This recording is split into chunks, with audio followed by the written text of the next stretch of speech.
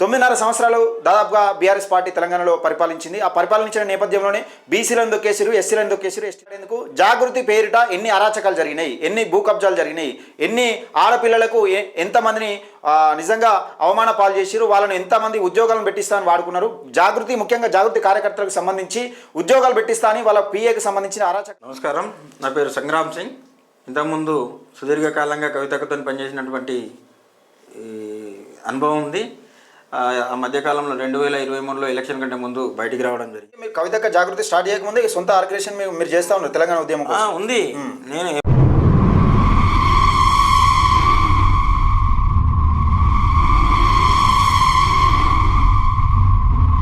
అనుకున్నాం, కానీ మా అందరినీ జోడించి మా అందరి ప్రతిఫలాలన్నీ కవితక్క దేశంతో తెలంగాణ జాగృతి పెట్టినప్పటికీ ఈమెకు అధికారం వచ్చిన తర్వాత కన్నులు నెత్తికెక్కి గర్వం ఎక్కువై తలకెక్కి ఆ సంస్థ భ్రష్టు పోవడానికి నిజంగా చుట్టూ ఉన్న వాళ్ళ మాటలు నమ్మి గ్రౌండ్ లెవెల్లో ఎవరైతే నాయకులు కార్యకర్తలు కష్టపడి పనిచేస్తారో వాళ్ళందరినీ ఒక్కటే ఒక రాత్రి తీసి పాడేసింది. Welcome to our channel. నేను మీ Venkatesh. Welcome to Venky with Telangana YouTube channel. జాగృతికి సంబంధించి కల్వకుంట్ల కవిత ఎన్ని అరాచకాలు చేసింది. నిజంగా జైల్లోకి వెళ్ళి వచ్చిన తర్వాత జాగృతి పేరుతోని నిజంగా ఈ జాగృతిని బలోపేతం చేసేందుకు కవితకి ఎందుకు ఆరాటం పడతా ఉన్నది అంటే, కల్వకుంట్ల తారక రామారావును సీఎం చేస్తే ఒకవేళ పడకనే జాగృతిని నా బలం అంటూ తెలంగాణలో గింత ఉన్నది అనే నేపథ్యంలోనే కవితక్క జాగృతిని అలర్ట్ చేస్తూ ఉన్నదా. ఈ లీడర్లను ఇంతకుముందు లీడర్లను ఇప్పుడు ఎందుకు తయారు చేయాలని చూస్తున్నది. ఒక పక్క బీఆర్ఎస్కు సంబంధించిన వాళ్ళు మీటింగ్లు పెట్టుకుంటా అంటే, ఒక పక్క కవితక్క జాగృతికి సంబంధించిన ఈమె లీడర్లను తయారు చేస్తా అని ఈమె చెప్తా ఉన్నది. 9.5 సంవత్సరాలు దాదాపుగా బీఆర్ఎస్ పార్టీ తెలంగాణలో పరిపాలించింది. ఆ పరిపాలించిన నేపథ్యంలోనే బీసీలను దొక్కేసిరు, ఎస్సీలను దొక్కేసిరు, ఎస్టీలను దొక్కేసిరు. జాగృతి పేరిట ఎన్ని అరాచకాలు జరిగినాయి, ఎన్ని భూ కబ్జాలు జరిగినాయి, ఎన్ని ఆడపిల్లలకు ఎంతమందిని నిజంగా అవమాన పాలు చేసిరు, వాళ్ళను ఎంతమంది ఉద్యోగాలను పెట్టిస్తా అని వాడుకున్నారు. జాగృతి ముఖ్యంగా జాగృతి కార్యకర్తలకు సంబంధించి ఉద్యోగాలు పెట్టిస్తా అని వాళ్ళ పిఏకి సంబంధించిన అరాచకాలను నేను ఒక వీడియో చేయడం జరిగింది. ముఖ్యంగా కీలకంగా ఈరోజు మనం జాగృతి గురించి మాట్లాడేందుకు జాగృతికి సంబంధించిన వ్యక్తి మనతో ఉన్నాడు. మనతో ఉన్నాడు అన్న. ఒకసారి రండి పై పేరు చెప్పండి ఒకసారి. నమస్కారం, నా పేరు సంగ్రామ్ సింగ్. ఇంతకుముందు సుదీర్ఘకాలంగా కవితతో పనిచేసినటువంటి అనుభవం ఉంది. ఆ మధ్యకాలంలో 2023లో ఎలక్షన్ కంటే ముందు బయటికి రావడం జరిగింది. అంటే జాగృతిలో మీరు ఎందుకు చేరారు? అసలు ఈ జాగృతి అనేది ఈ సంస్థ ఎందుకు ఏర్పడింది? అంటే తెలంగాణ పార్టీ ఉండగా జాగృతి ఏర్పాటు చేయడానికి కారణం ఏంటి? అయితే కవితకు వచ్చిన వెంబడే ఏంటంటే ఒక పెద్ద ఆలోచనలతో వచ్చారు. అంటే కేసీఆర్ ఏదైతే తెలంగాణ వాదాన్ని ముందుకు నడుపుతున్నప్పుడు నేను అందులో 10 మందిలో నేను ఒకదాన్ని ఎందుకు అనే ఉద్దేశంతోనే వచ్చినట్టు. మేము ఫస్ట్ వచ్చినప్పుడు ఏమనుకున్నామంటే, జాగృతి అంటే ఒక మహిళకు సంబంధించినటువంటి విభాగం, మహిళా అధ్యక్షురాలు, ఉద్యమ నాయకుని బిడ్డ. అయితే ఏదైనా కానీ మనం కూడా ఇందులో మమేకమైదాం అనే సందర్భంలో మేము సొంతగా నాకంటూ ఒక ఆర్గనైజేషన్ ఉండేది ఉస్మానియా యూనివర్సిటీలో. నేను ఎప్పుడైతే తెలంగాణ ఉద్యమంలో పిలుపునిచ్చిన ప్రతి దాన్ని నా వంతుగా నేను కృషి చేసిన, అట్లానే కొంతమంది నా మిత్రులు కూడా వారి ఆర్గనైజేషన్ వరంగల్లో ఉన్నప్పుడు, కరీంనగర్లో ఉన్నప్పుడు సొంత ఆర్గనైజేషన్లు నడిపినటువంటి సందర్భంలో కవితక్క మమ్మల్ని అందరినీ పిలిచి మన అంటే అప్పటికే మీరు కవితక్క జాగృతి స్టార్ట్ చేయకముందే సొంత ఆర్గనైజేషన్ మీరు చేస్తా ఉన్నారు తెలంగాణ ఉద్యమం ఉంది. నేను ఇప్పుడు తెలంగాణ ఉద్యమంలో వంట వార్పు కానీ, రైలు రోకో కానీ, సాగరహారం కానీ, మిలియన్ మార్చ్ కానీ, రోడ్ల దిగ్బంధం కానీ ఇవన్నీ చేసినాం. అంటే జోషిరా, ఇక్కడ కీలకంగా కేసీఆర్ అయితే తెలంగాణ రాష్ట్ర సమితి పెట్టిన తర్వాత తెలంగాణ ఉద్యమం కోసం పనిచేస్తున్న పార్టీలను ఏ రకంగా అయితే విలీనం చేసుకున్నాడో, ఈ వీళ్ళను కూడా అంటే మనం పోయే దారులు ఒకటే కానీ మనం ఒక కుటుంబం లెక్క పోతే బాగుంటుందని వీళ్ళను తీసుకొచ్చారు. ఒక దారికి తీసుకొచ్చి వాళ్ళని జాగృతిలో విలీనం చేసుకున్నారు. మన ఆశయం సాధన గురించి పనిచేస్తున్నాం కాబట్టి మీ దారులు వేరైనా మన లక్ష్యం ఒకటే కాబట్టి అందరం కలిసి పనిచేద్దాం అని అనుకున్నాం అని చెప్పినప్పుడు నిజమే కదా అని చెప్పేసి మేము అనుకున్నాం. కానీ మా అందరినీ జోడించి మా అందరి ప్రతిఫలాలన్నీ కవితక్క తీసుకున్నప్పటికీ అంటే మీరు ఇప్పుడు జాగృతిలో అయినప్పుడు మీరు అడిగిరు ఎప్పుడైనా మేము అంటే నిజంగా ఇందులో ఎందుకు పని చేయాలి, మేము ఏమవుతారు, లీడర్లు అవుతారు, మీకు ఏమైనా ఎమ్మెల్యేని చేస్తా, ఎంపీలను చేస్తా, నిజంగా నామినేటెడ్ పదవులు ఇస్తాను ఇప్పుడు చెప్పిందా? అయితే నేనేమంటున్నా, ఈ రోజు లీడర్ ప్రోగ్రామ్, ఈ రోజు 26 లీడర్ ప్రోగ్రామ్ జరుగుతుంది. ఇదే సందర్భం అప్పుడు జరిగింది 100% జరిగింది. అంటే తెలంగాణ ఉద్యమం ద్వారా మన ద్వారా తెలంగాణ వచ్చిన తర్వాత మరి అందరికి ఫలాలు అందుతాయి, ఉద్యమకారులకు ఫలాలు అందుతాయి, నిరుద్యోగులకు ఉద్యోగాలు వస్తాయి, అందరు కూడా మంచి బాగుపడతారు అని మాటలు చెప్పారు. సరే, అనుకున్నాం. తర్వాత ఉద్యమం తర్వాత మన రాష్ట్రం సిద్ధించింది, టీఆర్ఎస్ అధికారంలోకి వచ్చింది, కవితక్క ఎంపీ అయింది. అంటే వాళ్ళ అభివృద్ధి జరుగుతుంది. మరి మీరు ఎప్పుడు కూడా అడగలే అక్క మీరు మీకోసం పనిచేసినాం కదా మీరు ఎంపీ అయ్యారు మరి మాకు కనీసం మీకు నామినేటెడ్ పోస్టులన్నా అడిగినాం. ఫస్ట్ వెళ్ళే ముందు ఏమన్నారంటే ఇది అందరు ఎవరైనా కానీ ఏ పార్టీలో ఉన్న వాళ్ళైనా తెలంగాణ జాగృతిలో పనిచేయవచ్చు అని చెప్పారు. ఫస్ట్ పనిచేయవచ్చు అన్నప్పుడు బీఆర్ఎస్ పార్టీ కాకుండా ఇతర పార్టీలో ఏ పార్టీలో ఉన్న వాళ్ళైనా ఇది స్వచ్ఛంద సేవా సంస్థ, ఇందులో పార్టీలకు రాజకీయ పార్టీలకు అతీతంగా పనిచేయాల్సిన అవసరం ఉంటుంది. అంటే పనిచేసారు. తర్వాత ఏమన్నారంటే అంటే అక్కడి నుంచి ఏదైతే సూచనలు వస్తాయో అక్కడి నుంచి అయితే అధికారాలు కొన్నే ఉంటాయి కాబట్టి అది టికెట్లు కొన్నే ఉంటాయి కాబట్టి అది కూడా బీఆర్ఎస్కి సంబంధించిన కాబట్టి అంటే అప్పటికి ఏమనుకున్నామంటే కవితక్క ఒక కేసీఆర్ బిడ్డ కాబట్టి కొంచెం జాగృతికి సంబంధించిన నాయకులు కష్టపడ్డ వాళ్ళు ఏదైనా తెలంగాణ మంచి లైఫ్ ఉంటుందని మీరు అనుకున్నారు. తెలంగాణ ఉద్యమంలో కష్టపడ్డ వాళ్ళు ఉన్నారు. ఈ సంస్థ ద్వారా ప్రజలకు కూడా మనం చేరువైనాం, వారికి కూడా సహాయం చేసేంత అవకాశం కలిగింది. అదేవిధంగా సేమ్ టైం మాకు కూడా అధికారాలు వస్తాయి, లేకపోతే టికెట్లు వస్తాయి, లేకపోతే పదవులు వస్తాయని పనిచేసారు. పనిచేసినప్పుడు ఏమన్నారంటే మళ్ళీ ఒక సందర్భంలో మళ్ళీ ఒక మీటింగ్ పెట్టి ఒక ఎంపీ అయిన తర్వాత కొన్ని రోజులు జాగృతి పక్కకు పెట్టేశారు. మళ్ళీ పక్కకు పెట్టేశారు. అంటే ఆమెకు ఒక బలమైన ఆధారం ఉన్నది కాబట్టి కంప్లీట్ ఆమెకు ఒక జాబ్ దొరికింది కాబట్టి మమ్మల్ని వదిలేసి. అయినా కానీ మేము గ్రామ స్థాయిలో మాకంటూ మేము చేసుకుంటూ పోయినాం పని, జాగృతిని బలోపేతం చేయాలని చేసుకుంటూ పోయినాం. అంటే మీరు ఏ స్థాయిలో పనిచేసారు అప్పుడు? నేను రాష్ట్ర స్థాయిలో యువజన విభాగం రాష్ట్ర ఉపాధ్యక్షునిగా పనిచేసిన తర్వాత ఉమ్మడి కరీంనగర్ జిల్లా యువజన విభాగం అధ్యక్షుడు. ఫండింగ్ అంటూ ఏం లేదు మాకు. మేము 10 రూపాయలు ఇస్తే మేము 50 రూపాయలు మేము ఖర్చు పెట్టుకున్నాం జేబులోకి వెళ్ళి. ఎందుకు అంటే ఇప్పుడు చిన్న ఎగ్జాంపుల్ చెప్తా. అంటే గ్రీన్ గణేష్ అంటే మనం మట్టి గణేషుల్ని పెట్టాలి సంగ్రామం అని చెప్పేసి ఇట్లాంటి నాలాంటి నాయకులకు చెప్పినప్పుడు రేపు ఎల్లుండి పండగ అనుకొని ఈరోజు మీటింగ్ పెట్టుకొని గ్రీన్ గణేష్ పెట్టాలని చెప్పేసి ఇది ప్రకృతికి పర్యావరణాన్ని కాపాడడానికి ఒక మంచి మెసేజ్ పోతుంది అని చెప్పేసి ఒక 3,000 5,000 చేతిలో పెడతారు. 3,000 5,000 చేతిలో పెడితే ఒక గణేశుని దగ్గర మనం మిగతాది మనం ఖర్చు పెట్టుకోవాలి. అంటే జిల్లా వ్యాప్తంగా మండల కేంద్రాలలో దాదాపుగా పెట్టించినాం. కరీంనగర్ ఉమ్మడి కరీంనగర్ జిల్లా వ్యాప్తంగా మంతిలో కానీ ఇక్కడ మెట్పల్లిలో కానీ కోర్టులో కానీ జగిత్యాల కానీ కరీంనగర్లో కానీ మానకొండ హుజురాబాద్లో కానీ ఇట్లా పెట్టించినాం. అంటే ముందు మీరు జాగృతిలో జాయిన్ అయ్యేటప్పుడు ఈ జాగృతి ఎందుకోసం అక్క దేనికోసం అని అడిగిన దాఖలాలు ఉన్నాయి? చెప్పిన కదా మన సాంస్కృతిక సాంప్రదాయాలు వక్రీకరించబడినటువంటి మన సంస్కృతిని సక్రమమైన మార్గంలో పెట్టడానికి మన తెలంగాణ జాగృతి పనిచేయాలి. మన కొన్ని ఎగ్జాంపుల్ చెప్పేసి అప్పుడు మన రాజధాని కోటిలింగాలో ఉండే దాన్ని ఎక్కడనో చెప్పేసి ఆంధ్ర నాయకులు వక్రీకరించారు. అప్పుడు మన దేవాలయాలు మన సంప్రదాయాలు డెవలప్ చేసుకోవాలి, మనం దీన్ని కాపాడుకోవాలి. అంటే అప్పుడు బీజేపీ పార్టీకి ఒక ఆర్ఎస్ఎస్ ఎట్లనో మీరు జాగృతి అట్లా అని కీలకంగా చెప్పిందన్నట. దానికంటే ఎక్కువ పనిచేసినాం. ఎందుకు అంటే నేనేమంటున్నా అంటే ఇప్పుడు సంస్థ అన్నప్పుడు సంస్థ బలోపేతానికి దాని లక్ష్యం గురించి పనిచేయాలి. అక్క ఇంత చెప్తే మేము ఇంత పొడుగు చేసేది. అంటే అందరూ ఇల్లు వాకిలు అన్ని విడిచి కూడా నేను ఒకప్పుడు తెలంగాణ జాగృతి బతుకమ్మ మందిర్లో పెట్టినప్పుడు కవితకు వచ్చినప్పుడు రాత్రి 2 గంటలకు 3 గంటలకు మా కార్యకర్తలు నడి రోడ్డు మీద కూర్చొని బనీళ్ళ మీద జెండాలు కుట్టుకుంటా కూర్చున్నాం, పని చేసినాం. పెద్దపల్లిలో అదే విధంగా చేసినాం, ఇక్కడ కూడా పని చేసినాం. భోగి మంటలు కానీ సంక్రాంతి పండుగ కానీ కైట్ ఫెస్టివల్ కానీ ఏదైనా కానీ. అంటే కవిత కవిన ఒక అనేకమంటే ఆరోపణలు ఉన్నాయి. బతుకమ్మ పేరిట 1000 కోట్లు కూడా దండుకున్నది అనే నేపథ్యం ఉన్నది. నిజంగా దీన్ని ఎంతవరకు ఎట్లా చూడొచ్చు? అంటే బతుకమ్మ పేరిట అంటే కవితక్క అంటేనే బతుకమ్మ అంటేనే కవితక్క, తెలంగాణ ఆడపడుచు అంటేనే కవితక్క అనే విధంగా తీసుకొచ్చింది. అంటే ఎట్లా అంటే నేను తెలంగాణలో కవితక్క రాజకీయ అరంగేట్రం చేయకముందే బతుకమ్మ ఆడుదురు. అంటే ఎట్లా చెప్తున్నారంటే వీళ్ళకు తెలియకపోవచ్చు. తెలంగాణ ఇప్పుడు బయట విదేశాలలో చదువుకున్నామే అసలు బతుకమ్మ ఎట్లుంటది ఎట్లా ఆడతారు అనేది తెలియదు. కవితక్క తెలంగాణ పండుగలు ఎట్లుంటాయి తెలియదు. కవితక్కకి ఏంటంటే బుక్స్ చదవడం లేకపోతే వేరే వాళ్ళు ఎవరైతే కవులు దాని మీద గట్టి బలం ఉన్న వాళ్ళని తీసుకొచ్చి వాళ్ళ దగ్గర సూచనలు తీసుకొని వాళ్ళ సలహాలు తీసుకొని ముందుకు నడిచేటువంటి అలవాటు ఉంది కవితక్కకు. అంటే ఏదైనా కానీ ఒక దాని మీద పట్టు సాధించిన తర్వాతనే ముందుకు పోతారు.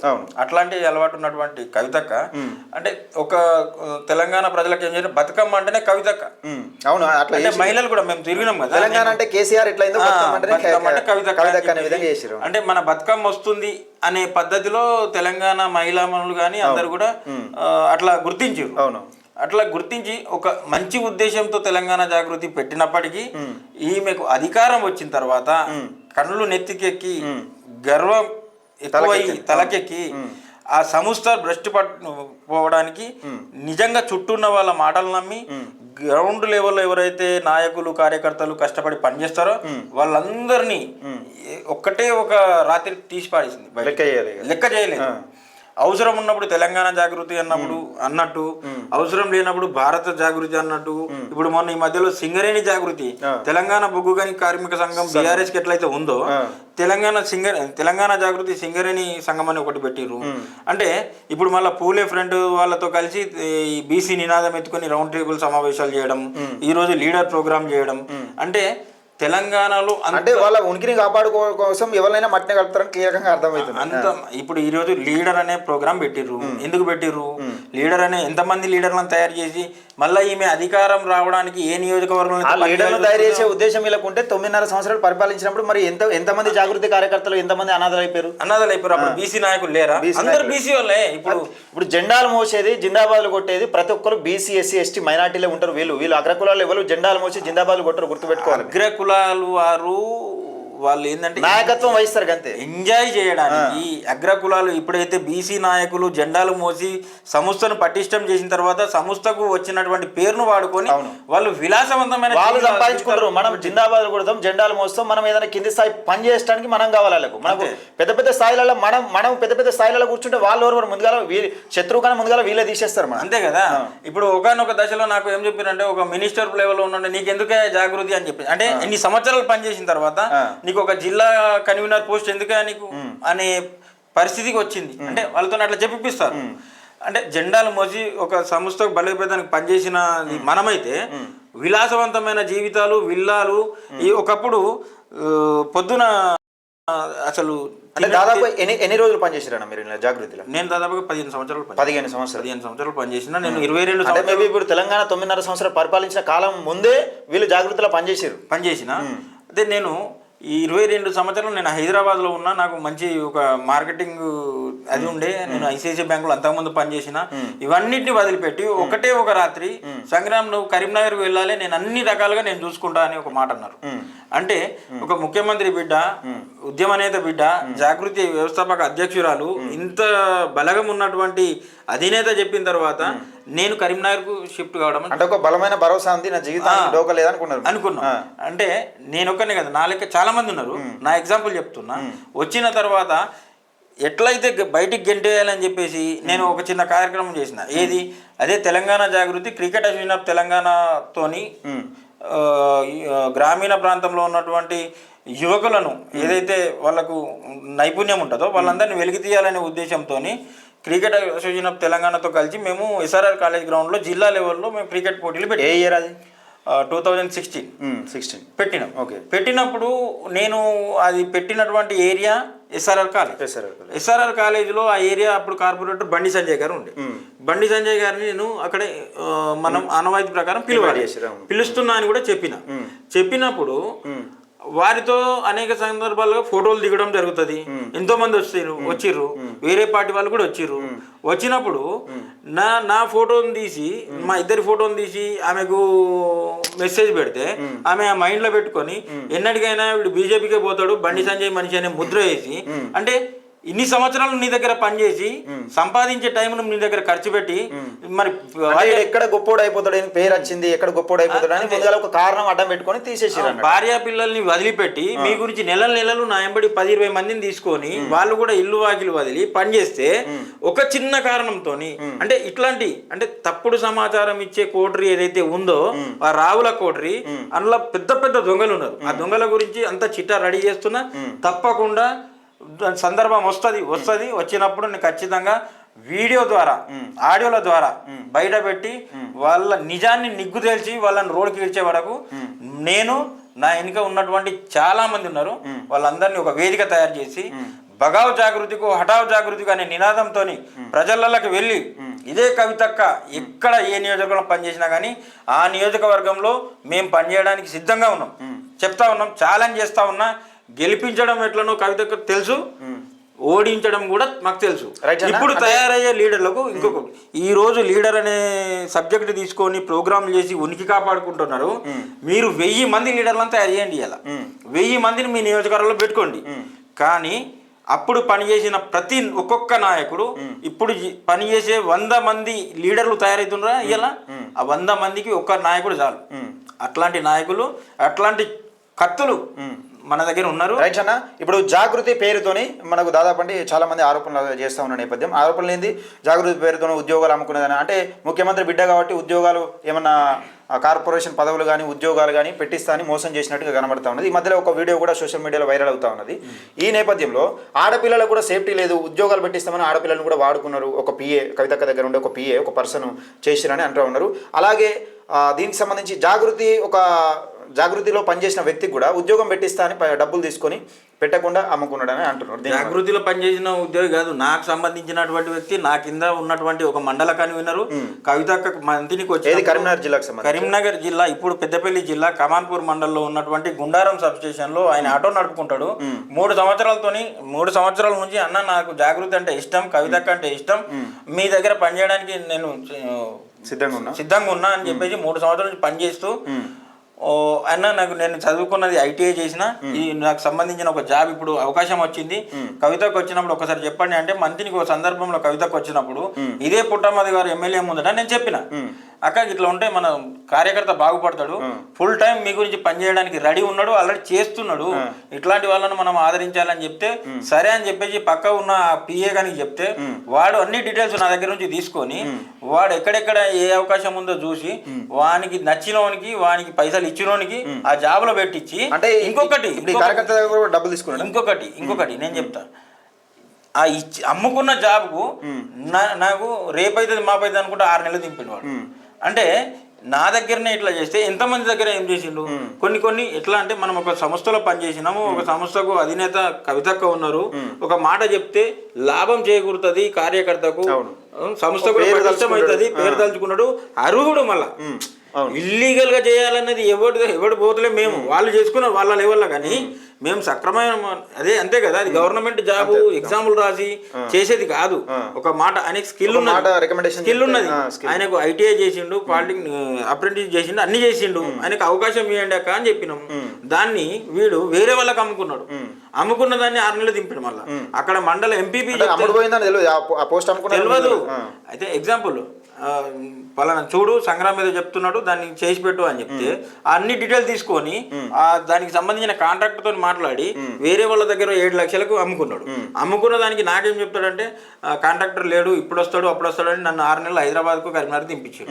అంటే ఇట్లాంటి సందర్భాలు ఎన్నో ఉన్నాయి. ఇంకొకటి, నా ఎంబడి గజ్వేల్లో పనిచేసినటువంటి వ్యక్తి, జగిత్యాలలో పనిచేసినటువంటి వ్యక్తి, అతను ఇలా చేసి విసిగిపోయి ఉన్న భూమిని అమ్ముకొని 45 లక్షలు పెట్టుబడి పెట్టి ఐవిజన్ అనే చెప్పేసి సిఏ అకాడమీ పెట్టుకున్నాడు. సిఏ అకాడమీ పెట్టుకుంటే అక్కడ వేరే అకాడమీలో అంతకుముందు ఓపెన్ చేసినటువంటి సందర్భంలో కవితక్క మళ్ళా ఈ పిఏ శరత్ రావు అనే అక్కడ డబ్బులు తీసుకొని అది ఓపెనింగ్ చేసి ఆ పరిచయంతో వాడి ఇళ్ళకి వచ్చి నేను ఫ్యాకల్టీగా పనిచేస్తా అని చెప్పేసి నువ్వు మార్కెటింగ్ చూసుకో అని చెప్పేసి ఈయన పెట్టుబడి పెట్టినా, నేను మార్కెటింగ్ అన్ని జిల్లాలు తిరుగుకుంటా పిల్లల్ని గ్యాదర్ చేసుకుంటా ఇన్స్టిట్యూట్లో తిరిగి అందరినీ అక్కడికి తీసుకపోతే వాడు వీడిని అడ్డం పెట్టుకొని ఏం చేసిందంటే వాడు ఈ పిల్లలందరినీ తీసుకుపోయి హిమాయత్ నగర్ లో ఒక ఇన్స్టిట్యూట్ పెట్టిండు. ఇన్స్టిట్యూట్ పెట్టి అన్ని పెట్టిండు. ఈయన అన్ని తిరుగుడు, అన్ని జిల్లాలు తిరిగి అందరినీ గ్యాదర్ చేసి నమ్మకంతో వానికేం ధైర్యం, ఇక్కడ ఉన్నాడు కదా అనే ధైర్యం, మనిషి ఉన్నాడు కదా నాకు చెప్పడానికి. పెట్టిన తర్వాత ఇక్కడికి వస్తే పిల్లలు లేరు, వీళ్ళు పెట్టిన తర్వాత ఆయన ఆంధ్రాకు సంబంధించిన దాన్ని అడ్డం పెట్టుకొని ఒక నారాయణగూడ సిఐ భీమరెడ్డి ఫస్ట్ దోస్తానే చేసింది ఆంధ్రోళ్ళతోనే. వాళ్ళకు లాభం ఎక్కడ వస్తే అక్కడ తెలంగాణ, అంటే వీళ్ళ కుటుంబానికి లాభం ఎక్కడుంటే ఆడ ఆంధ్రోడా తెలంగాణ అన్నాడు కాదు.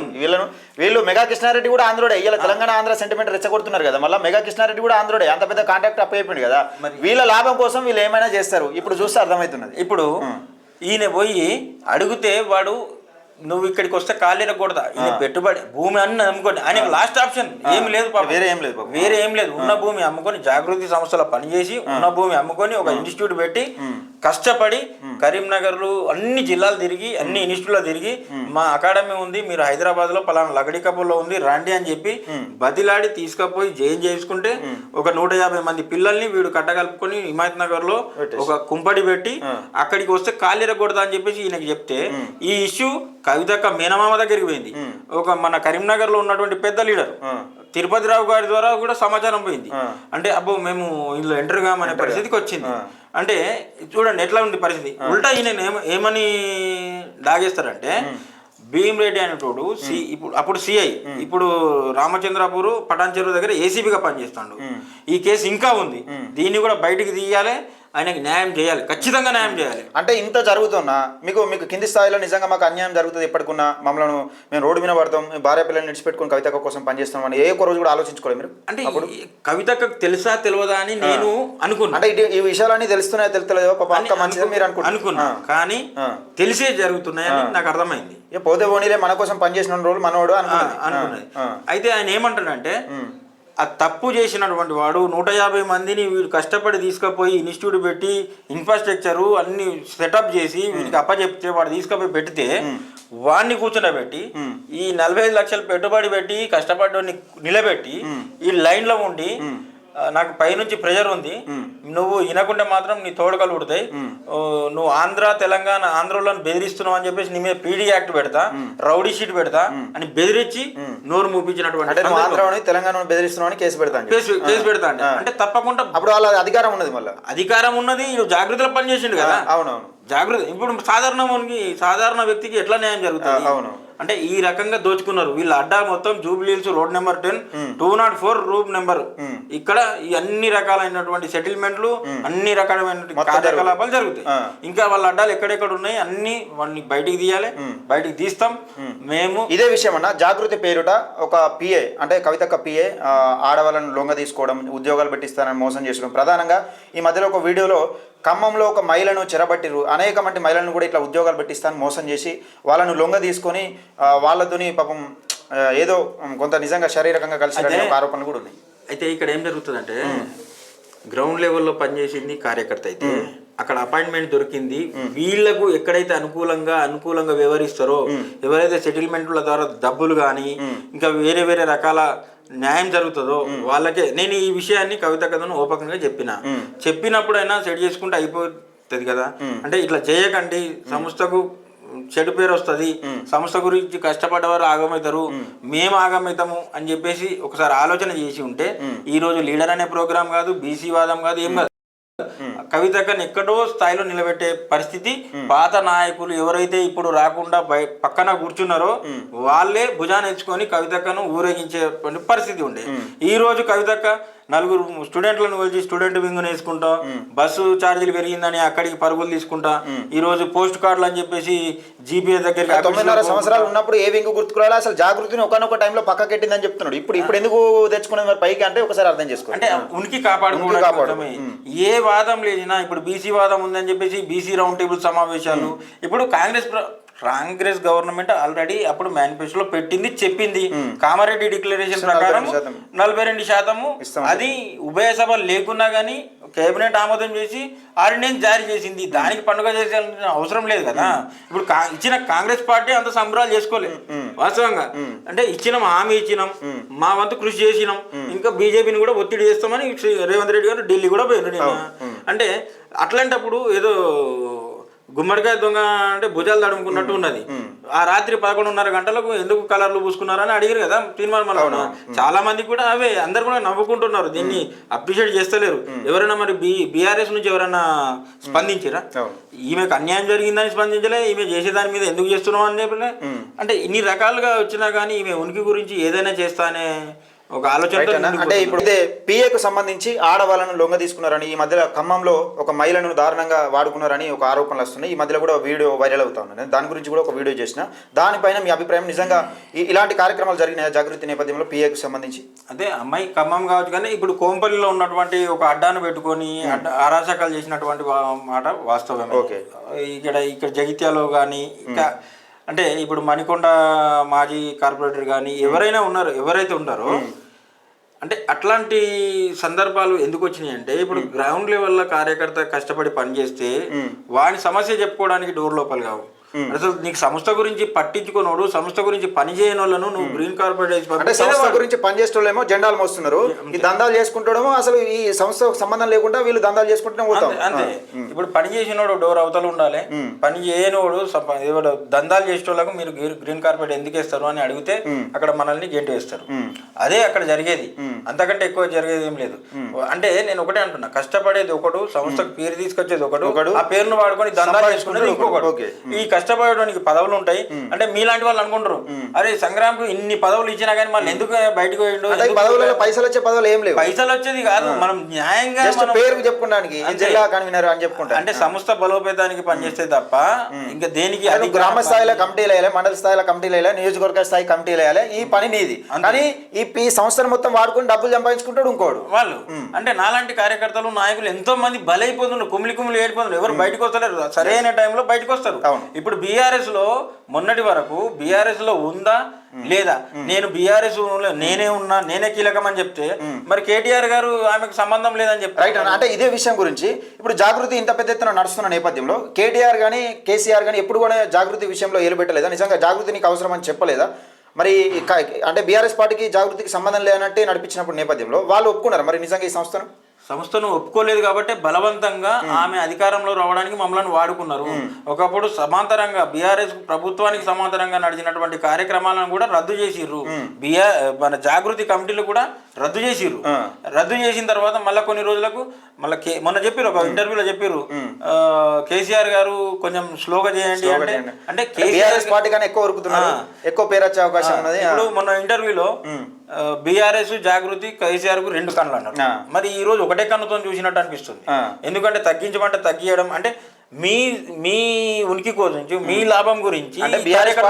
ఇప్పుడు ఇండివిజువల్ గా మనకు అర్థమైంది అంటే బీఆర్ఎస్ పార్టీ కేటీఆర్ది, జాగృతి అనేది కవిత. లేకపోతే నువ్వు ఒకవేళ నేను బ్లాక్ మెయిల్ చేస్తే నా దందా పెట్టుకొని నిన్ను బ్లాక్ మెయిల్ చేస్తా అనే విధంగా కనబడుతుంది. ఇప్పుడు అదే నడుస్తుంది కదా. ఇప్పుడు కూడా లీడర్ అనే ప్రోగ్రామ్ ద్వారా ఇంకా కొంతమందిని గ్యాదర్ చేసుకొని బీసీ వాదంతో గ్యాదర్ చేసుకొని ముందుకు పోతా ఉన్నారు. ఎంత ముందుకు పోయినా కానీ కవితకను పాత ఎవరైతే జాగృతి నాయకులు ఉన్నారో వాళ్ళు పనిచేసినట్టు ఎవరు పనిచేయరు, అంత మళ్ళా ఊపు రాదు కవితకు. రోజు పాత జాగృతిలో ఎంతమంది బాగుపడ్డారు కవితక్క పేరు చెప్పుకొని? ఆ చుట్టూ ఉన్న కోటరి మాత్రమే బాగుపడ్డారు. అందులో ఎవరు ఉన్నారు? బీసీ ఎస్సీ ఎస్టీ మైనార్టీలు ఉన్నారు. బీసీ ఎస్సీ ఎస్టీ మైనారిటీ ఎవరు లేరు. ఒక రాజీవ్ సాగర్ అనే వ్యక్తి ఆయనే ఒక క్రిస్టియన్ కు కమ్యూనిటీకి సంబంధించినటువంటి వ్యక్తి. ఆయన కూడా ఏం చెప్తున్నాడంటే, నేను ఇన్ని రోజులు అక్క దగ్గరే ఉన్నా కానీ అక్క వల్ల నాకు ఈ పదవి రాలేదు, అక్కడ ఉన్నటువంటి బీఆర్ఎస్ నాయకుల వల్లనే వచ్చిందని ఆయన కూడా 4-6 నెలల నుంచి బయటికి అంటి ముట్టనట్టుగా మొత్తానికి బయటకు వచ్చి బీఆర్ఎస్ లో కంప్లీట్ గా కేటీ రామారావు గారి ఆధ్వర్యంలో వాళ్ళ నియోజకవర్గ ఎమ్మెల్యే మినిస్టర్ ఎవరైతే ఉన్నారో వాళ్ళందరిలో పనిచేస్తా ఉన్నారు. మరి అట్లాంటి ఎవరికి చేసిన న్యాయం? చుట్టూ ఉన్నటువంటి కోటరీ ఎవరైతే రావుల కోటరీ ఉందో ఆ రావుల కోటరీలో ఉన్నటువంటి వాళ్ళు ఏ పదవులు లేకుండా సంపాదించినటువంటి వాళ్ళ వ్యక్తులు. ఆ రావు అనే ఆయనకు మంచిర్యాలలో బారు, ఎన్టీబీసీలో వైన్స్, జేఎన్టీలో క్యాంటీను, శంకర్ ఇంకా హైదరాబాద్ లో విల్లాలు, కోకాపేటలో ఇక్కడ శంషాబాద్ లో ల్యాండ్. అంటే ఇవి ఉన్నట్టు మన కమ్యూనిటీలో బీసీఎస్సీ ఎస్టీ మైనార్టీ కమ్యూనిటీలో ఇంత జాగృతి పేరు మీద నిజంగా ఇంత సంపాదించిన ఖర్చు పెట్టుకున్న వాళ్ళు ఉన్నారు. ఇప్పుడు గ్రేటర్ హైదరాబాద్ ప్రెసిడెంట్ ప్రశాంత్ ఉన్నాడు. హైదరాబాద్ కేంద్రంగా దాదాపుగా ఎక్కువ ప్రోగ్రాంలు జరుగుతాయి. జరిగినప్పుడు అక్కడ ఎవరు ఉంటారు? ఒకరిని పెట్టాలి, పైసలు ఖర్చు పెడతాడు ఎవరు అని. ఆ వ్యక్తి ఖర్చు పెడతాడు, ఖర్చు పెట్టిండు. ఇప్పుడు అనవసరంగా ఏ కారణం లేకుండా అకారణంగా తీసేసారు అందరినీ. అంటే డబ్బులు ఖర్చు పెట్టేటోళ్ళు దందాలు చేసుకుంటూ ఇంకోళ్ళు అంతే. అంటే ఒక్కొక్క వ్యక్తిని గుర్తాడు. ఒక పర్సన్ ఉన్నాడు, ఇప్పుడు ఆస్ట్రేలియాలో ఉంటాడు, వచ్చిండు, జాగృతి గురించి కష్టపడ్డాడు, ఒళ్ళు వంచిండు, పైసలు అన్ని ఖర్చు పెట్టుకున్నాడు. పైసలు ఏమిస్తారో మళ్ళీ యథావిధిగా పోయి మళ్ళీ అదే బిజినెస్ చేసుకుంటున్నారు.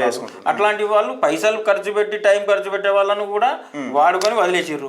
మాలాంటి వాళ్ళు పైసలు లేకున్నా టైంను ఖర్చు పెట్టి ఫ్యామిలీని సాక్రిఫైస్ చేసి పని చేసుకుంటే వాళ్ళను చేయించుకున్నారు, రోడ్డు మీద వేసేసారు. మళ్ళీ కొత్త దందాన్ని పెట్టిరు. ఇట్లాంటి కార్యక్రమాలు చేస్తున్నారు కాబట్టి అందరూ కూడా గుర్తించాలి. రైట్ అన్న. ఈ మధ్య కాలంలో జాగృతి పేరిట నిజంగా తీన్మార్ మల్లన్న మాట్లాడిన మాటలు నిజంగా అసభ్యకరంగా ఉన్నాయని, అంటే కంచం పొత్త మంచం పొత్త అని మాట్లాడిన అసభ్యకరంగా ఉన్నాయని జాగృతి సంబంధించిన అనుచరులు కొందరు కండువాలు వేసుకొని క్యూనిస్ ఆఫీసులోకి ఏరు. అందులో పాత వాళ్ళు ఎవరైనా ఉన్నారా? పాత వాళ్ళు 4-5 ఉన్నారు. వాళ్ళు కూడా ఏంటంటే బీసీ సుజిత్ రావు అని చెప్పేసి వాళ్ళు కర్ణాల్. ఓకే. అర్చనామూర్తి అని బ్రాహ్మణ్స్, శివారెడ్డి అని రెడ్డి, ఇంకో మన సాయి అని చెప్పేసి వైశ్యస్. అంటే అగ్ర కులాల వారితోని ఒక బీసీ నాయకుడిని ఉసిగొలిపి దండయాత్ర మాదిరిగా పోయినరు.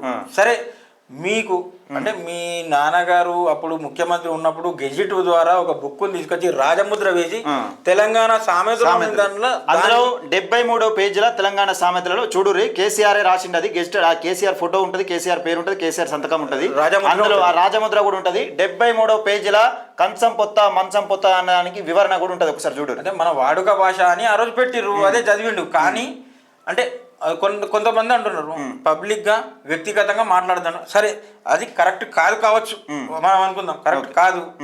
దాన్ని మాటతోనే సమాధానం చెప్పాలి. చట్టాలు ఉన్నాయి, న్యాయాలు ఉన్నాయి, ప్రెస్ మీట్ పెట్టాలి. లేకపోతే చట్ట నువ్వు నిజంగా కంప్లైంట్ ఏదో దాడి చేయకముందు ఇచ్చినావు కదా, ఏది చైర్మన్ గారికి గుత్తా సుఖేందర్ రెడ్డి గారికి ఇచ్చినావు కదా, కంప్లైంట్ ఏదో ముందుగా ఇస్తే అయిపోదు కదా. దాడి చేసిన తర్వాత ఇచ్చుడు ఎందుకు? దాడి చేసింది అక్కడ ఏదో రక్తపాతం, ఏదో అయమయ పరిస్థితిలో వీరు గందరగోళం అవుతుంది అని చెప్పేసి హడావుడిగా ఇచ్చినావా?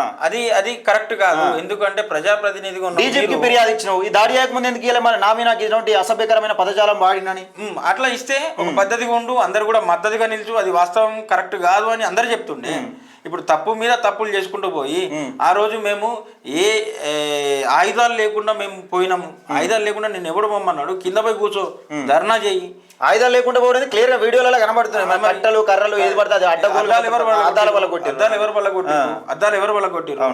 అంటే వాళ్ళ ఇంటికి పోయి వాళ్ళని, ఇప్పుడు మన ఇంటికి వచ్చి మనల్ని కొట్టి మన మీద కేసు పెట్టేటువంటి పరిస్థితి ఉన్నది. అంటే మరి ఎక్కడి నుంచి వీళ్ళకి అవకాశం దొరుకుతుంది ఒకసారి మనం ఆలోచన చేసుకోవాలి. ఇంకొకటి, ఇలాంటి సాంప్రదాయానికి తెరదించాలి. ఎందుకు అంటే ముందు భవిష్యత్ తరాలను, మీరు ఈరోజు లీడర్ ప్రోగ్రామ్ పెట్టి ఇవే చెప్తారా? అంటే మన మీద ఎవరన్నా ఏమన్నా అంటే దాడులే చేయాలని చెప్తారా? మరి కేటీఆర్ కొడుకు అదే నేర్పిస్తారా? మరి మీ 2 అబ్బాయిలు ఉన్నారు, ఆదిత్య వీళ్ళకు ఉన్నారు, వాళ్ళకు కూడా ఇదే మీరు నేర్పిస్తారా? ఇదే సాంప్రదాయాన్ని నేర్పిస్తారా? మీరు 10 సంవత్సరాలు బీఆర్ఎస్ ఆధ్వర్యంలో ఒక 5 సంవత్సరాలు ఎంపీగా ఉన్నారు, ఇప్పుడు ప్రస్తుతం ఎమ్మెల్సీగా అధికారంలో ఉన్నారు. మరి ప్రజల ద్వారా ఎన్నుకోబడి మీరు ఈ ప్రజాప్రతినిధుల ద్వారా ఎన్నుకోబడ్డటువంటి మీరు ఇలాంటి సాంప్రదాయాలకు తెరలేపితే మరి ముందు తరాల వరకు మీరు ఏం చెప్పగలుగుతారు? ఒకసారి చెప్పాలి కదా. అంటే ఈ మధ్యకాలంలో కూడా కేసీఆర్ ఇప్పుడు కల్వకుంట్ల కవిత ఎప్పుడైతే జైలుకి ఏందో లిక్కర్ స్కామ్ మీద అరెస్ట్ అయి బయటకు వచ్చిన తర్వాత కూడా కవితక్కను కేసీఆర్ పట్టించుకోలేదు. దీనిపైన నిజంగా ఎందుకు పట్టించుకోలేదు అంటారు కేసీఆర్? అయితే అందరూ అనుకునేది కూడా ఏంటంటే, ఒక నాకు తెలియకుండా చేయకూడని దందాలో ఇరుక్కున్నారు. వేరే డబ్బుల స్కామ్ అయినా, ఇంకో లాల్ బ్రదర్ గడ్డి స్కామ్ లాంటి, స్టాంప్ కుంభకోణం లాంటి ఇట్లాంటివి చూసినాం. కానీ ఒక మహిళ అయి ఉండి ఒక ఇంటర్వ్యూలో మీరు ముఖ్యమంత్రి అయితే మీరు ప్రజలకు ముందు చేసే ఏం చేస్తారు అని చెప్పి బ్యాన్ చేస్తామని చెప్పింది. లిక్కర్ను బ్యాన్ చేస్తామన్న కవితక్క ఈ రోజు అదే కేసులో ఇరుక్కోవడం అన్నది చాలా అందరికి బాధాకరం. ముఖ్యంగా మేము జాగృతి నాయకులము చాలా మంది దగ్గర నుంచి చూసినాం ఇలాంటి కేసులో ఇరుక్కోవడం, మళ్ళీ దాన్ని దబాయించి మళ్ళా ముందుకు వచ్చి. అంటే వీళ్ళ హామీలు ఎట్లున్నాయంటే, మీరు అధికారంలోకి వస్తే ఏం చేస్తారని ఒక పార్టీ నాయకుడిని అడిగితే, మేము వచ్చినాక మేము మానభంగాలు హత్యలు జరగకుండా చూస్తామని, అధికారంలోకి వచ్చినాక వీళ్ళే ప్రజల మీద పడి మానభంగాలు హత్యలు చేసినట్టున్నది వీళ్ళ కథ. అట్లా ఉంది. అంటే ఇట్లాంటి సాంప్రదాయాలకు తెరదించాలి. మీరు లీడర్ అనే ప్రోగ్రామ్ పెట్టి చెప్పేటి మీరు చేసేటి చెప్పండి. ముఖ్యంగా ఈ విషయం మాట్లాడుకుందామన్నా, లీడర్ అనే ప్రోగ్రామ్ ఈ రోజు జరుగుతుంది. దీని విషయంలో కూడా పాత వాళ్ళు ఎంతమంది ఉంటారు, మేబీ కొత్త వాళ్ళకు వీళ్ళు ఇచ్చే సూచన ఏంటి? నిజంగా 9.5 సంవత్సరాలు పరిపాలించినప్పుడు ఎంతమంది నీ జాగృతి లీడర్లు చేసింది, ఎంతమంది నాయకులను చేసింది? కనీసం ఒక ఎమ్మెల్యే, ఎంపీ, కనీసం కార్పొరేషన్ పదవులలో ఏమన్నా ఇచ్చిందా? ఇచ్చే ప్రసక్తి ఉన్నదా? నిజంగా ఆలోచించద్దు, ఆ రూట్లో పోవద్దని చెప్పిందా? ఇప్పుడు కార్పొరేషన్ పదవులు ఇచ్చింది నాకు తెలిసి కవితకి ఇయ్యలే, ఇద్దరు. ఒక బీసీ నాయకుడు భిక్షపతి అని మన మెదక్ డిస్టిక్ సంబంధించినటువంటి వ్యక్తి వాళ్ళ ఎమ్మెల్యే ద్వారా హరీష్ రావు గారి ద్వారా వచ్చింది. ఈ మన రాజీవ్ సాగర్ అనే వ్యక్తి వాళ్ళ మినిస్టరు వీళ్ళ ద్వారానే వచ్చిందని తెలుసు. మరి మీరు ఎవరికి ఇచ్చిర్రు, ఎవరిని లీడర్లకు తయారు చేసిర్రు? మరి మీరు ఇప్పుడు లీడర్ అనే శిక్షణ ఇవ్వడానికి మరి ఇంతకుముందు మీకు ఆలోచన ఎందుకు రాలేదు, ఈ రోజు ఎందుకు వచ్చింది? అంటే పాత బ్యాచ్ అంతా పక్కకు జరిపి మళ్ళీ కొత్త వాళ్ళను మేము వెనుక ఏం తెలియదు, కొన్ని రోజుల దాకా వీళ్ళకి తెలియదు.